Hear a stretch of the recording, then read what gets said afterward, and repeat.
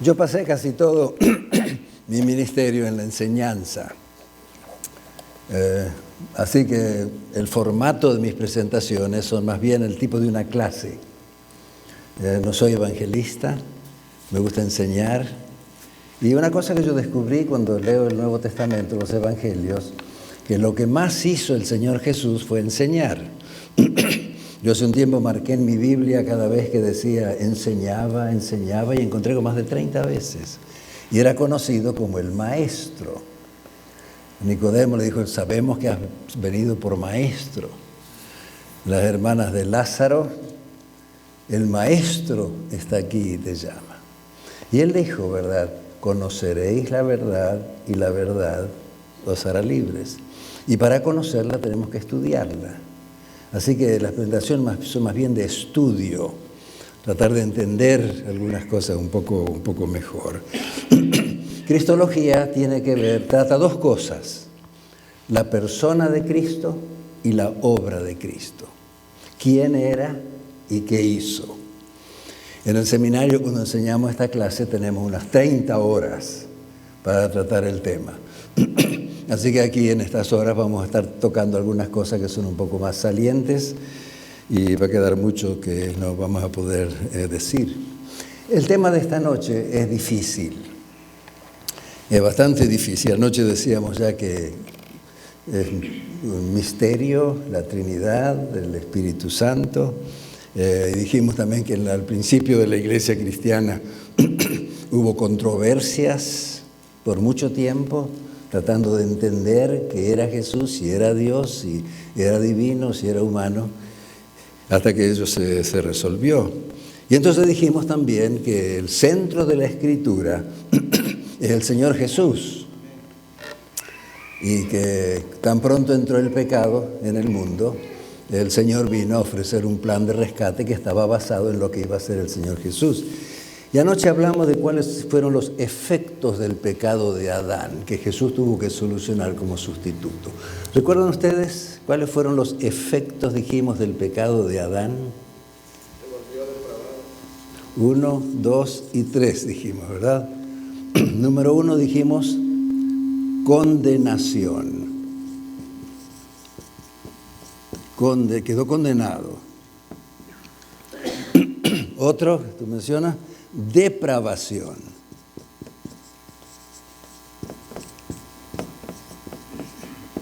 Espiritualmente quedó dañado, comenzó a buscar excusas y ya los hijos le daban lo mismo. El siguiente capítulo está matando a los hijos uno al otro. Y una cosa más, ¿recuerdan qué era? Separación.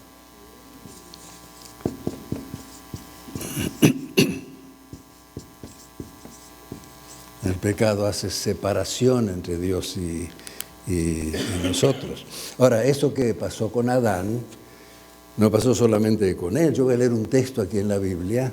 Si ustedes quieren buscarlo, Romanos capítulo 5, Romanos el capítulo 5.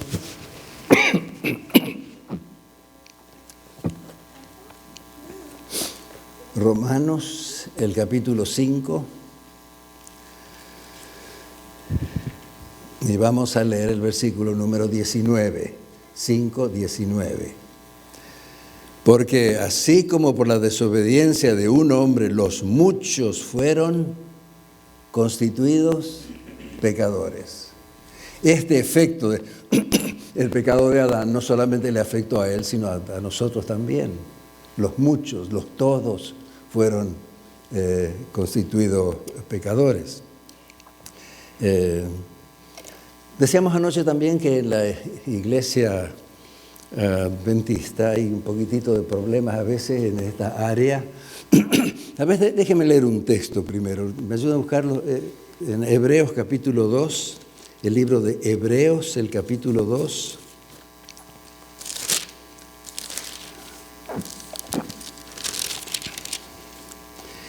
Y entonces leemos el versículo 14, Hebreos 2, 14. ¿Lo tienen? Así que por cuanto los hijos participaron de carne y sangre, él también participó de lo mismo. ¿De qué? De carne y sangre. ¿Para qué? Enseguida explica cuál fue el propósito. Para poder destruir por medio de la muerte al que tenía el imperio de la muerte, a saber, al diablo. Dice que Jesús se hizo carne y sangre, se hizo hombre, se hizo humano, era totalmente humano, decíamos anoche. ¿Qué cosa es eso, no? Se hizo humano para poder morir. Así dice, para poder destruir por medio de la muerte al que tenía el imperio de la muerte, porque vino como sustituto. Adán hubiera tenido que morir y él tomó un cuerpo humano para poder morir, para poder tomar el lugar de Adán. Y decíamos que en la iglesia ha habido a veces algunas discusiones a través de todo el tiempo en la iglesia cristiana y también en la iglesia adventista, algunas discusiones en cuanto a algún aspecto de cristología. No creo que el problema sea en realidad en cuanto a la Trinidad.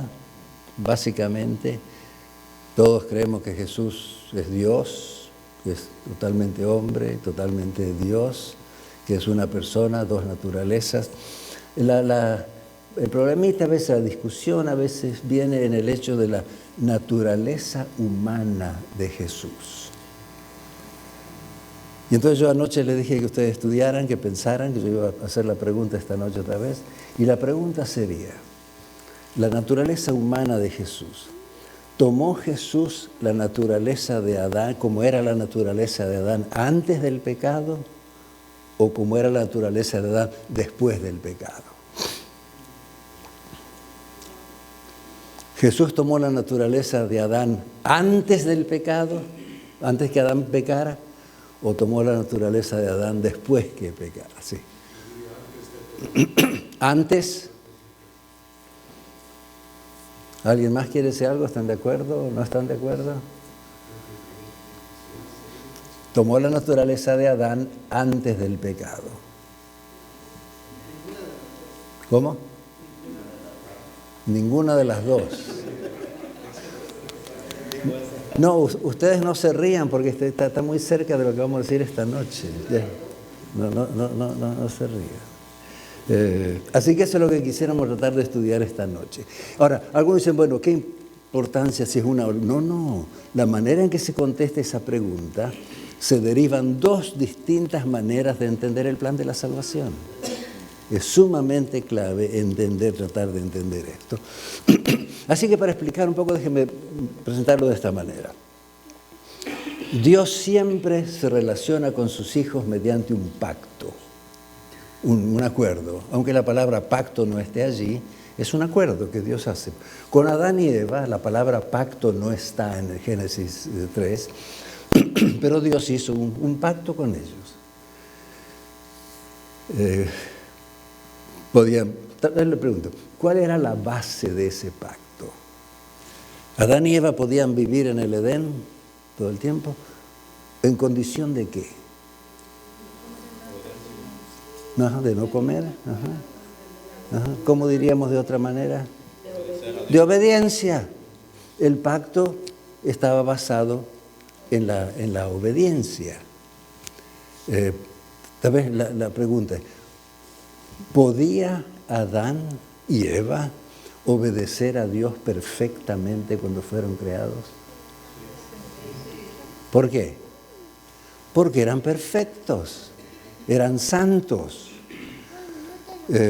Todo lo que Dios hizo era bueno en gran manera. Y evidentemente con los ángeles también Dios ha hecho un pacto, no sabemos bien los detalles, pero evidentemente algunos desobedecieron y salieron. Ese pacto que Dios hace con los seres santos, los teólogos, para tratar de distinguir, le llaman un pacto universal. Universal.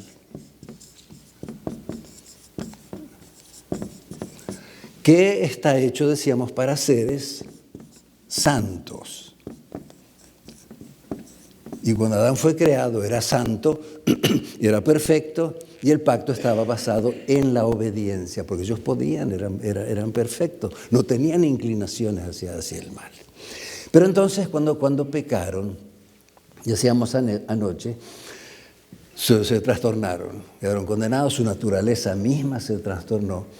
Y para mí eso decía anoche que Génesis 3 es un capítulo grandioso, maravilloso. La manera en que Dios reaccionó cuando sus hijos se equivocaron. Yo hace un tiempo le decía a unos pastores, y me digo a mí, Alfonso, ¿cómo debemos tratar nosotros a las personas que se equivocan? Cuando Adán y Eva se equivocaron en grande, Dios fue y los trató con amor y les dio esperanza, fue a ayudarlos. Y entonces hizo un nuevo pacto con ellos. ¿Qué cosa? En vez de destruirlos, decíamos anoche, les vino a dar el Evangelio e hizo un nuevo pacto. Y mi pregunta es, ¿por qué? ¿Cuál fue la base del nuevo pacto que Dios hizo con Adán y Eva? ¿Fue la obediencia? Dios no le dijo, miren, les voy a dar otra chance. Si ustedes me obedecen por 20 años, 100 o 150 o 500, antes Adán puede vivir mucho, si ustedes me obedecen ahora otra vez, yo les voy a dar una segunda oportunidad. ¿Por qué no pudo hacer eso Dios? Porque estaban depravados y una persona depravada no puede obedecer más perfectamente. La mente se ha enturbiado toda. Y entonces Dios hizo un nuevo pacto, nuevo, ¿por qué? Porque no había sido hecho antes nunca. Fue hecho sobre la gracia. ¿Qué quiere decir gracia? Un regalo, algo que no se merece. En vez de la obediencia, fue basado en la gracia. Algo que ellos no merecían. Yo imagino la sorpresa de Adán y Eva cuando salieron del Edén. Me imagino, porque así es el diablo, ¿no? Le dijo, coman que van a ser como dioses. Y tan pronto pecaron, escóndanse que viene Dios con el palo. Y se escondieron, así es el pecado. Y cuando Dios va y les dice, yo voy a pagar la deuda de ustedes, etcétera, ¿cómo habrán salido del Edén? Yo una vez, o pienso yo he visto muchos cuadros que algunos quieren pintar de Adán y Eva saliendo del Edén y van corriendo, parece escondidos, con la colita entre las patas, se van por allá porque yo creo que no salieron así. Yo creo que salieron con la mente en alto y se dieron vuelta y miraron para atrás. Aquí vamos a volver, porque Dios de veras es bueno. Mira lo que nos hizo, lo que nos prometió. Vamos a volver. Y así que Dios hizo el pacto basado en la gracia, porque nunca lo había hecho antes. Y este pacto universal es para seres santos. Tal vez yo lo voy a poner de otra manera aquí. El pacto de la gracia está hecho para personas depravadas, para pecadores, que no pueden merecerlo, que no pueden lograrlo, no pueden ganarse el favor de Dios. Para ser, vamos a poner aquí pecadores, pecaminosos, depravados. Así que dos pactos básicamente. Universal, para seres santos, perfectos, que no necesitan de la gracia. Un nuevo pacto que inauguró Dios en el Edén para Adán y Eva y para todo el resto de la humanidad, basado en la gracia. Por gracia, el Nuevo Testamento lo dice tan lindo, por gracia sois salvos por medio de la fe. No de vosotros, no puede más el hombre. Es un don de Dios, es un regalo de Dios que Él ha hecho. Y entonces ahora viene mi pregunta y quisiera que piensen bien antes de contestar. Y entonces a ver qué me contestan. Si yo les preguntara, ¿bajo qué pacto de estos dos vivió Jesús? Porque el Señor, el Padre, hizo un plan con el Señor Jesús también, que iba a venir aquí para restaurar al hombre, un pacto. Así que ayúdenme ustedes ahora. ¿Bajo qué pacto vivió Jesús?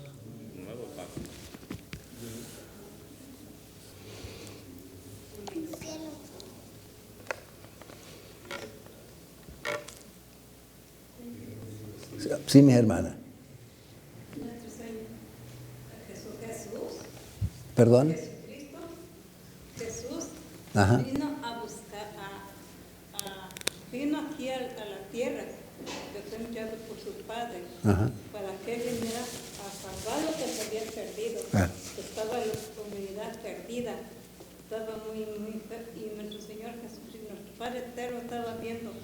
Había tantos ángeles en el cielo que hubo quien pudiera venir. Entonces dijo Jesús, yo me voy a entregar, yo voy a rescatar lo que se había perdido. Porque Satanás engañó a Eva. Le dijo, si dijo Dios, si de este árbol vas a comer, vivirás, serás como Dios. Y no era así, es pura mentira. Yeah. Así es. Entonces, Eva fue engañada por el Satanás, porque tuvo envidia, porque era una pareja muy hermosa, eran santos. Yeah. Eran Exacto, perfectos. ya. Todo lo que usted dice está perfectamente bien. Yo quisiera, sin embargo, todavía preguntar un poquitito más. ¿Bajo qué pacto vivió Jesús? ¿El pacto para las personas santas o para las personas depravadas? ¿Nació Jesús depravado?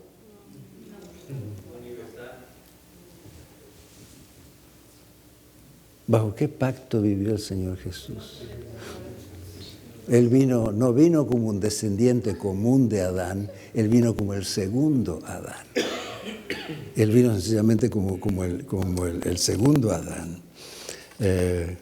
Adán estaba condenado a muerte, incapacitado para obedecer, y decíamos recién que lo que decimos de Adán se aplica también para nosotros. ¿Cómo es que dice la Escritura? Jesús era santo, inocente, sin mancha, apartado de los pecadores. Y sin embargo, aquí hay un texto, si lo quieren buscar y tal vez marcarlo en su Biblia, es un texto muy clave que a veces se entiende mal. 2 Corintios 5, 21. 2 Corintios capítulo 5, versículo 21.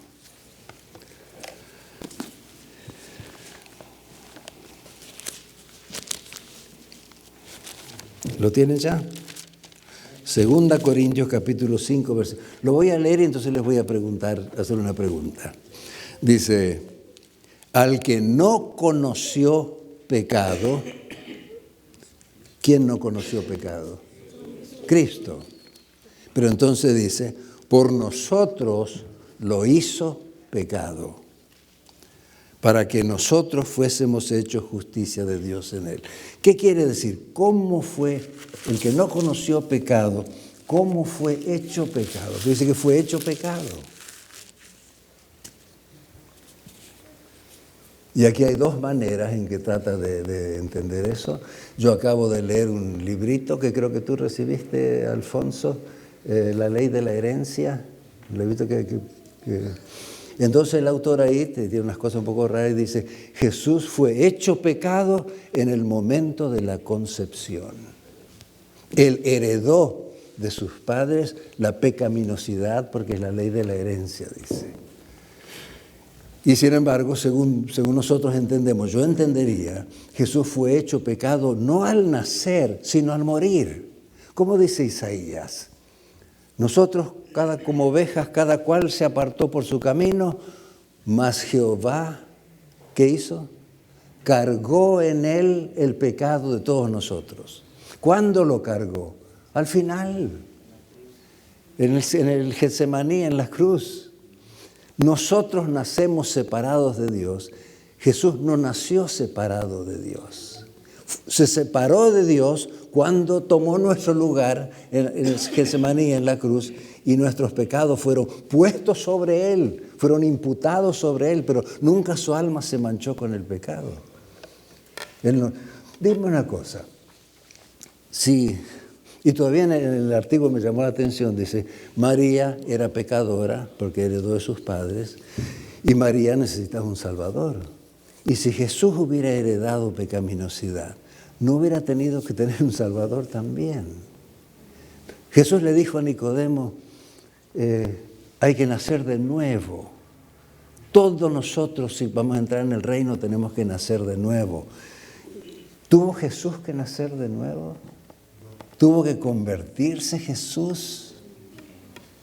O sea, son preguntas muy, muy claves. Casi suena irreverente preguntarlo. Jesús Cuando el ángel le anunció a María que iba a nacer, dice, lo santo que nacerá de ti será llamado Hijo del Altísimo.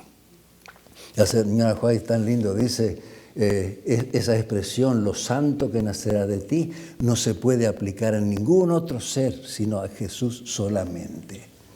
Porque nuestros hijos, nuestros nietos, por lindos que sean, todos traemos la herencia del pecado de Adán. Ahora, Jesús también, antes de morir, vivió unos 30 años acá en la tierra. ¿Cuál fue el propósito de la vida? Si hubiera sido solamente morir, él hubiera podido venir de otra manera y morir, pero antes de morir vivió 30 años. ¿Cuál fue el propósito de la vida del Señor Jesús?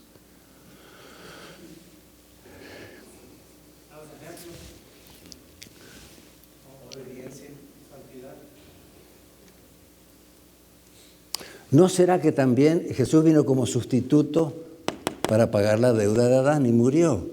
Adán depravado no podía obedecer más perfectamente la ley de Dios.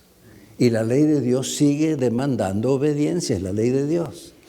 ¿No será que Jesús también vino a obedecer la ley para poder proveer la justicia que nosotros necesitamos y no podemos tener? Que la obediencia de Cristo, la vida de Cristo, también fue en favor nuestro. Que somos salvos no solamente por la muerte de Cristo, sino por su vida también. Que cuando Él vivió esos 30 años, estaba pensando en mí también, porque yo no puedo. Que cuando Él le maldecía, no retornaba maldición, porque a veces yo no me las aguanto. Cuando lo criticaban y lo insultaban, Él no combatía, no insultaba, Él perdonaba, porque, a veces no les cuesta a ustedes a veces perdonar cuando les hace algo. Y la ley no tiene excusas para nadie. Y Jesús, a veces no pensamos en eso. No solamente murió por nosotros, también vivió por nosotros como sustituto, para poder proveer la justicia que nosotros nunca podríamos tener, porque nunca nosotros podemos obedecer. Como Adán, la ley, por eso dependemos nosotros de la gracia de Dios. ¿Qué cosa eso, no? Yo leí hace un tiempo, creo que en el Deseado, que si Jesús le hubiera dado una mirada impaciente a sus hermanos cuando lo provocaban, ya hubiera fracasado. ¿Le han dado ustedes alguna vez una mirada impaciente a alguien? La ley no lo permite a eso. Y Jesús vino a vivir de esa manera para que proveer la justicia que nosotros de ninguna otra manera pudiéramos tener. Hay un texto en el libro de Hebreos que a veces da un poquito de trabajo para algunos. Vamos a buscarlo, Hebreos capítulo 2, versículo 17. Hebreos capítulo 2, versículo 17. Porque tiene una expresión a veces que se hace un poco difícil, parece. Hebreos 2, 17. Dice así: por lo cual debía ser en todo semejante a sus hermanos, para venir a ser misericordioso y fiel sumo sacerdote en lo que se refiere a Dios, para expiar los pecados del pueblo. Cuando dice debía ser en todo semejante a sus hermanos, algunos dicen, bueno, en todo sencillamente es en todo. Y si nosotros somos pecaminosos, en todo incluye eso también. Y tuvo que ser pecaminoso también. ¿Cómo les suena eso a ustedes? O sea, una cosa que ustedes saben y yo también, que nunca, tenemos que buscar todo lo que la Biblia dice, no tomar un texto y correr solamente con un versículo de la Biblia. Yo les voy a mencionar otro texto. Aquí dice, en todo semejante a sus hermanos. El texto más conocido de la Biblia, Juan 3:16. ¿Cómo es que dice? Lo decimos juntos. Porque de tal manera amó Dios al mundo que ha dado a su Hijo unigénito. Ahí paramos. ¿Qué quiere decir unigénito? ¿Cómo?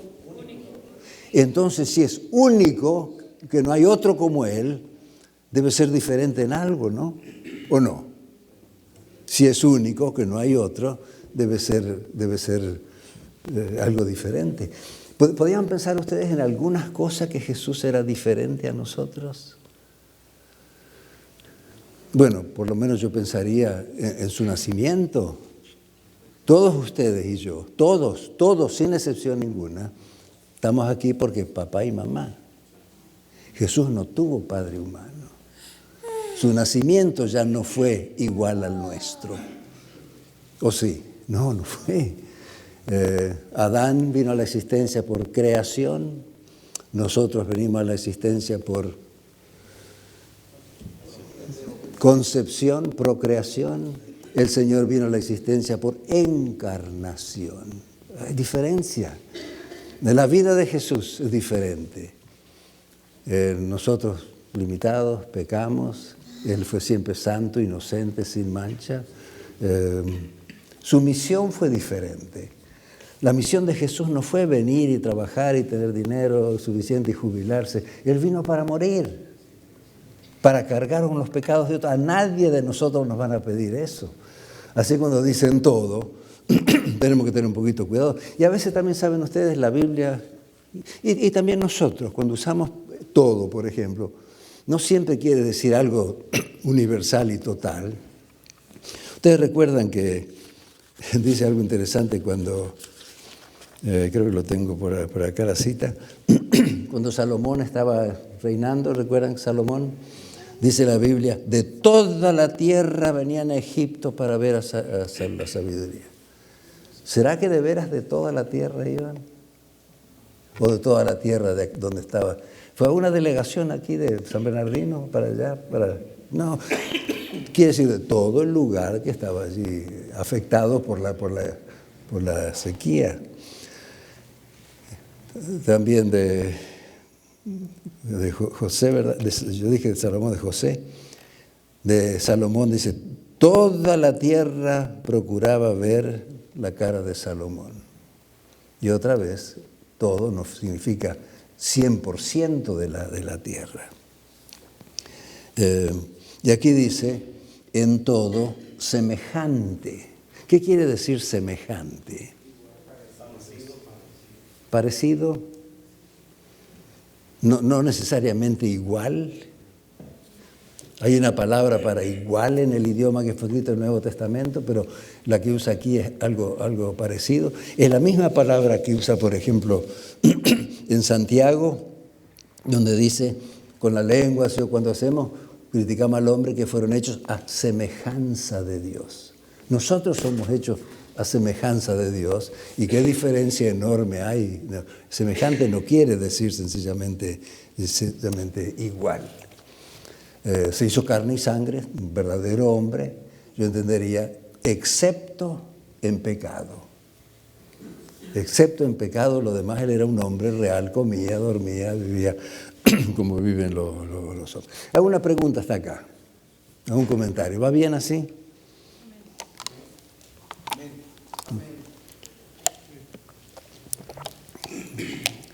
Si hay alguna pregunta la hacen, si no, callen para siempre después. ¿Sí? Yo decía anoche que el Evangelio se encuentra tanto en el Antiguo Testamento como en el Nuevo. En el Antiguo se encuentra básicamente en tipos que apuntan a la realidad del Nuevo Testamento. Decíamos anoche, por ejemplo, que el vestido, la túnica de pieles que el Señor le dio a Adán y a Eva, son un tipo de la justicia de Cristo que nos cubre. El cordero que sacrificaban en la Pascua era un tipo de Cristo. Juan, cuando lo vio a Jesús, dijo, aquí está el Cordero de Dios que quita el pecado del mundo. Y entonces, por ejemplo, el Éxodo todo, la salida del pueblo de Israel de la esclavitud de Egipto, es también un tipo de nuestra salida de la esclavitud espiritual que Jesús nos sacó. Y Moisés es un tipo de Cristo. Moisés sacó a la humanidad, al pueblo de Israel de la esclavitud que estaba en Egipto, y Jesús vino a sacar a la humanidad de la esclavitud espiritual. Y entonces hay una cosa tan interesante con Moisés, la persona que Dios envió para el éxodo. Moisés era uno con los hermanos que fue a liberar. Era uno de ellos, de carne y sangre, como ellos. Y sin embargo, había una diferencia fundamental entre Moisés y sus hermanos que fue a liberar. ¿Podrían ustedes decirme cuál era la diferencia enorme entre Moisés y los hermanos que él fue a liberar? Bueno, aquí estoy pensando cuando Dios quería redimir el pueblo, Moisés intercedió con el tipo de Cristo, porque dijo, quita mi nombre del libro de la vida y sana. Ajá, sí, como intercesor. Ya. Alguien encontró como 70 similaridades entre Moisés y Cristo. Esa es una. Los dos tuvieron que escapar cuando eran chicos, estaba la vida en peligro. Los dos estaban junto a un pozo. Hay muchas cosas similares, pero hay una que me interesa mucho esta noche. ¿Qué diferencia había entre Moisés y los hermanos que él fue a salvar? Estaba pensando que Moisés era libre y los hermanos eran esclavos. Moisés no era esclavo. Era uno con los hermanos que vino a salvar, pero él nunca fue esclavo. Nunca fue. Y para mí ese es un tipo tan lindo de Cristo. Cristo también vino a salvar a los hermanos, era de carne y sangre, se hizo como ellos, pero Jesús nunca fue esclavo del pecado. Nunca de alguna manera él fue esclavo. Jesús no necesitó redención. No necesitó ser libertado porque él nunca sencillamente fue esclavo. Ahora yo quisiera decir algo más en cuanto a lo que mencionó el hermano allí, que la naturaleza de Cristo no era exactamente igual ni antes ni después. Generalmente muchas de las discusiones que se hacen con este asunto son acerca de citas de la señora White y eso. En el año 1844, ese año suena bastante familiar para muchos de nosotros, un señor, un pastor anglicano, escribió un libro de sermones. Se llamaba Henry Melville. Y entonces tenía sermones, y la señora White tenía un libro de este señor, sermones muy lindos. Y entonces él en uno de los sermones que tiene, dice, la humillación de Jesús, y está hablando. Y entonces él dice más o menos así. Cuando Adán estaba en el Edén, era santo, puro, perfecto. Cuando pecó, dice, hubo dos consecuencias del pecado. Debilidad, él le llama así, debilidades inocentes y depravación. ¿Qué quiere decir él con debilidades inocentes? En inglés es innocent infirmities. ¿Qué quiere decir eso? Él explica, dice, tener hambre, cansarse, tener sed, son cosas físicamente. La muerte, dice, uno muere. Y entonces dice, pero también además déjeme anotar acá, debilidades inocentes.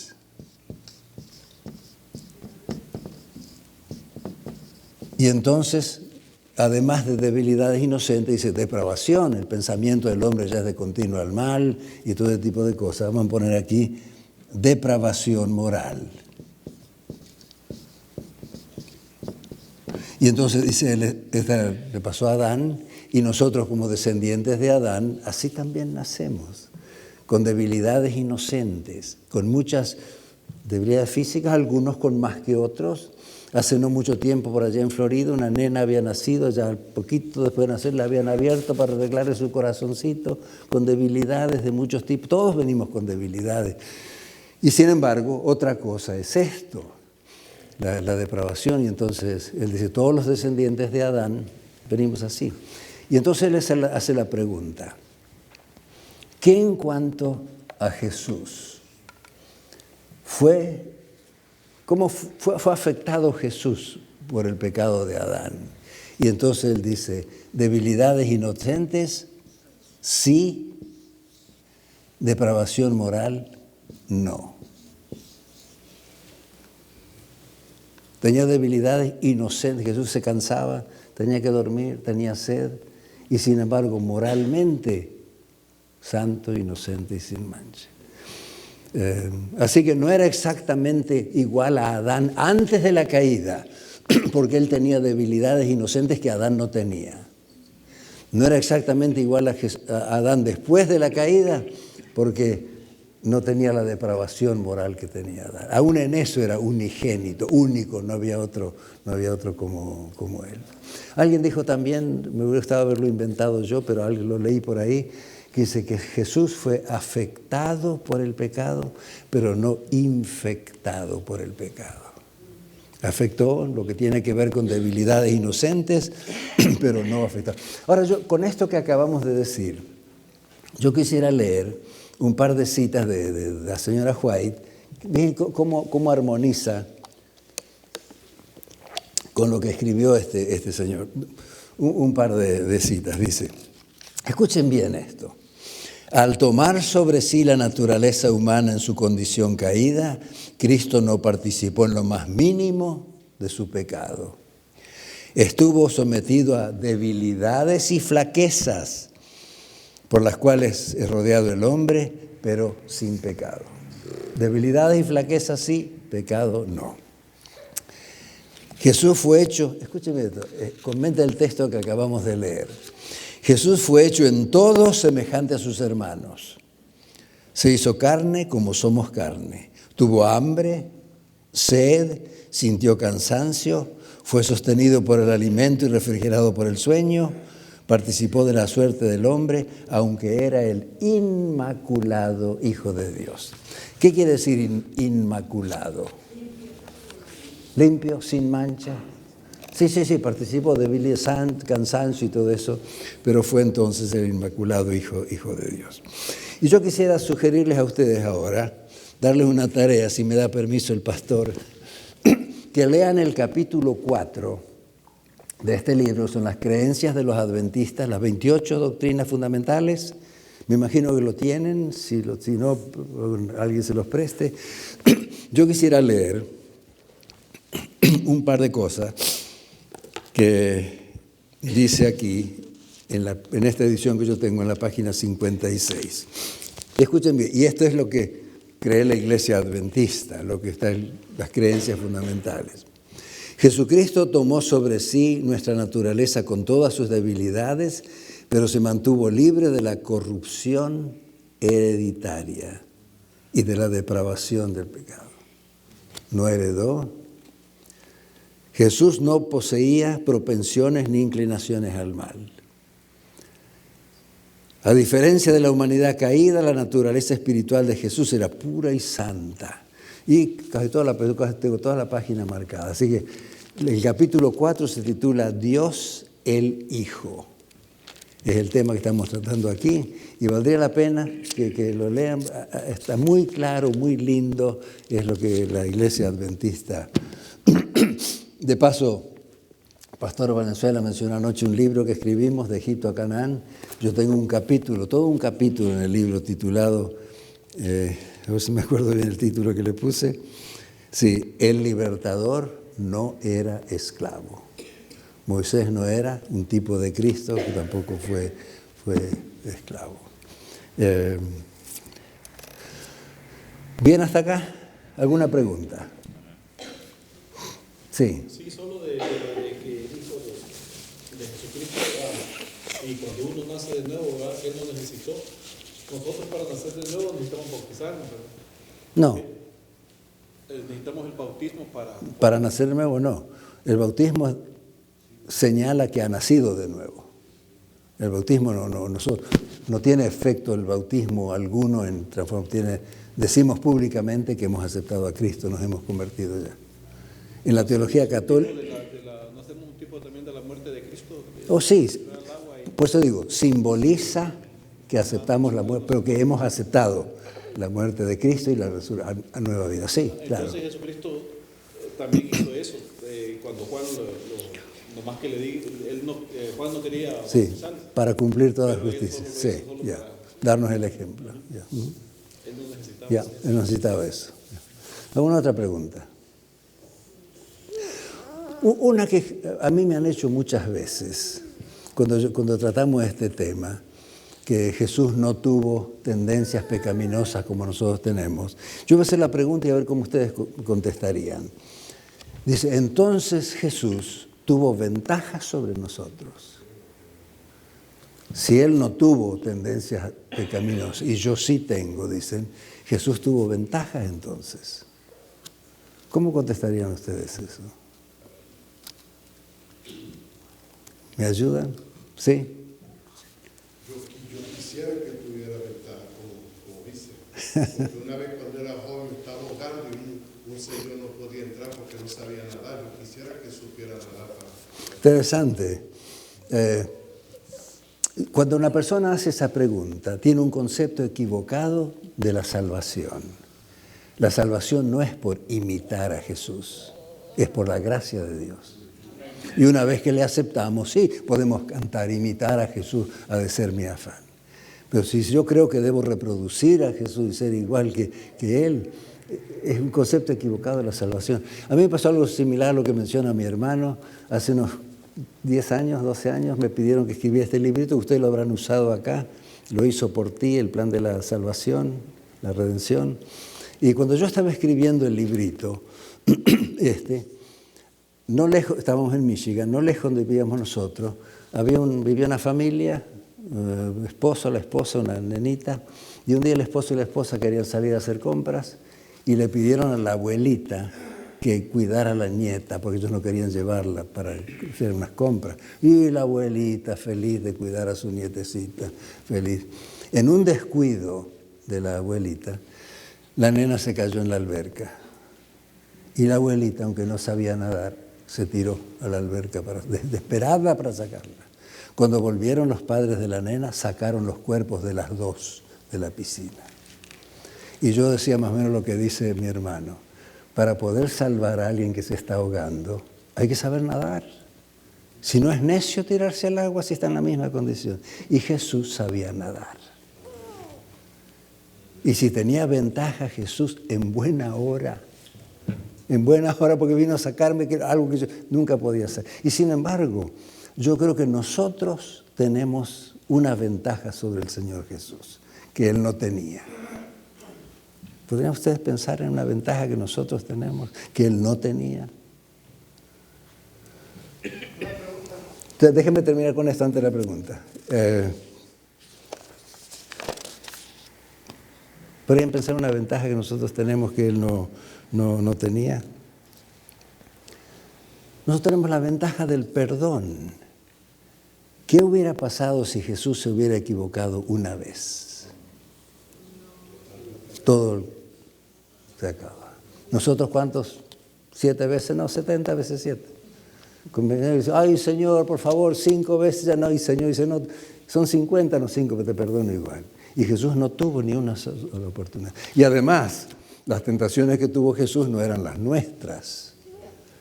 El diablo en persona se le aparece y le pide algo que él podía hacer. Si eres hijo de Dios, nunca esa tentación viene para nosotros.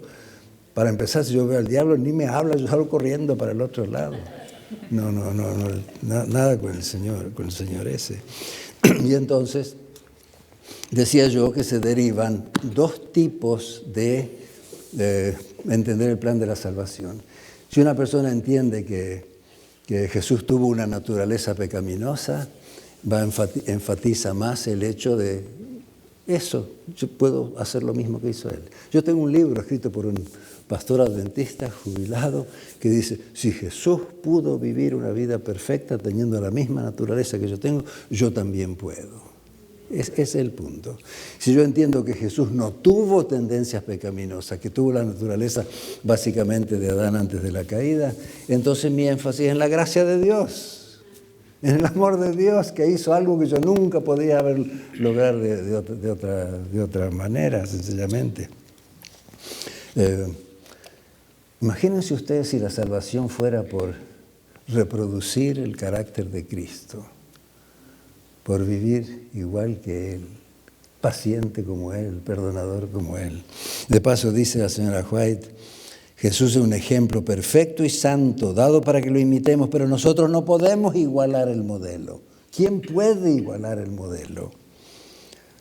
Jesús nos pide que seamos perfectos como Él. De igual manera, podemos ser centros de luz y bendición en nuestro contexto, como Él lo es para el universo. Nunca podremos... Y hay una que me preocupa un poco, la leí hace unos cuantos años ya, donde ella dice, hay quienes se comparan a sí mismos con Jesús como si fueran igual a Él en perfección de carácter. Eso es una blasfemia. Y sin embargo hay personas que dicen que llegará el tiempo, al final, ustedes han oído eso, que habrá toda una generación que va a alcanzar a vivir perfectamente, y eso no es la salvación, es por la gracia de Dios, porque el Señor vino como sustituto, vivió por nosotros, murió por nosotros, y entonces de esa manera trajo la reconciliación, quitó la separación, y pronto va a venir otra vez a buscarlo. Les cuento algo que leí hace un tiempo, tal vez ustedes lo leyeron también. Cuando terminó la Segunda Guerra Mundial, la tragedia de esa guerra, encontraron un warehouse, ¿cómo diríamos en español warehouse? Una bodega en Alemania llena de niños pequeños, que los padres los habían llevado a las cámaras de gas y todo eso, y ya estaba ese lugar lleno de niños. Y cuando los encontraron se asustaron porque estaban flaquitos, semimuertos, de vez en cuando le tiraban algo para comer y en muy, muy mal estado. Así que los sacaron y comenzaron a cuidarlos, a darles de comer, a atenderlos, y los niñitos empezaron a responder un poco y a mejorar, después empezaban a querer jugar un poquito, empezaban ya a mejorar. Pero un problema que tenían la gente que los cuidaban, que tenían mucho problema para que durmieran de noche, no podían hacerlos dormir. Y entonces no sabían qué hacer. Así que consiguieron un psicólogo para que estudiara a los niños y a ver si podía encontrar la causa por la cual tenían tanta dificultad para dormir. Así el psicólogo vino, se hizo amigo de ellos y los chiquitos le contaban cómo habían pasado su vida allí en esa bodega, que el miedo que tenían, que si no le daban de comer se iba a morir. Un chico le cuenta que su amiguito había muerto y lo tiraron nomás, y que de vez en cuando le tiraban pan y hay días que no comían. Y entonces cuando se acostaban, pobrecitos, será que tendremos pan mañana. Así que el psicólogo, cuando entendió eso, le dijo a las personas que lo cuidaban, vamos a probar una cosa. Esta noche, cuando los acuestan, pónganles a cada niño un pedazo de pan en la mano. Y si se lo comen, no hagan problema. Pónganle un pan para que duerman. Y cuando pusieron eso, los niños durmieron como angelitos, porque sabían que tenían pan para mañana, tenían seguridad para mañana. Y cuando yo leí esa historia, digo, qué interesante, el Señor Jesús es el pan de vida. Y Él es el que nos da seguridad para mañana. Y seguridad para hoy, seguridad para todo el siempre. Qué interesante que cada vez que nos vamos a dormir y en todo momento, pero que nos acostemos con ese pan, con esa seguridad de que el Señor Jesús tiene mi vida, tiene mi corazón, y que Él es quien nos da seguridad para mañana. No le damos gracias al Señor otra vez por lo que ha hecho por nosotros. Que el Evangelio de veras es buenas nuevas. Ningún ser humano lo hubiera podido invitar, pero nuestro Padre, Dios es amor, e hizo un plan basado enteramente en el amor y en su gracia. Feliz noche y si Dios quiere, nos vemos mañana.